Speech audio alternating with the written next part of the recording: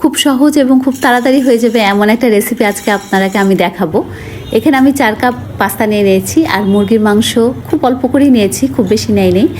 1 চামচ কালো গোলমরিচের গুঁড়া দিয়ে দিলাম আর দিয়ে দিচ্ছি 1 চামচ পাপরিকা ঘরে না থাকলে আপনার লাল মরিচের গুঁড়া দিয়ে দিবেন। উপর থেকে একটু বাটার দিলাম, 2 টেবিল চামচ হবে, ফ্লেভারটা খুব ভালো আসে বাটারটা দিলে। আর দিয়ে দিলাম 1 মগ চিকেন স্টক। যদি এটা না থাকে তাহলে আপনারা সাধারণ পানিও দিতে পারেন, তাহলে টেস্টে কিন্তু একটু হেরফের হবে না। উপর থেকে ফ্রেশ অরিগানোর পাতা দিয়ে দিচ্ছি, এটা আমার ছাদেই ছিল। আর 2টা রসুনের কোয়া দিচ্ছি থেতো করে, আর লবণ দিয়ে দিলাম স্বাদ মতো।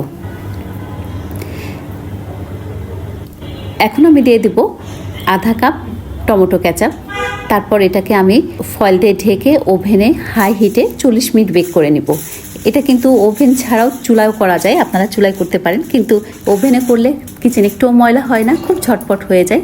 মেহমান আসলে মেহমানের সাথে গল্প করতে করতেই আপনারা নাস্তাটা পরিবেশন করতে পারবেন। আমি একটু নেড়ে দিচ্ছি, দেখুন পানি পানি হয়ে আছে, কিন্তু একটু পরে পাস্তাটা টেনে নেবে। উপর থেকে আমি চিজ দিয়ে দিচ্ছি।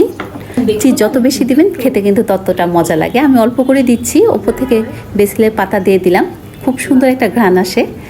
এটা আবারও আমি ওভেনে দিয়ে কিছুক্ষণ বেক করেছি, খুব বেশি না, 5 মিনিট দিয়েছিলাম চিজটা গলা পর্যন্ত। এখন আমি কেটে দেখাচ্ছি, দেখুন কতটা মজা হয়েছে। আমি আশা করি আপনাদের অনেক ভালো লাগবে। আর আমার একটা ইউটিউব চ্যানেল আছে, আপনারা আমাকে সাবস্ক্রাইব করে নিশ্চয়ই আমার সাথে থাকবেন। দেখুন, আমি আশা করি আপনাদের অনেক ভালো লাগবে।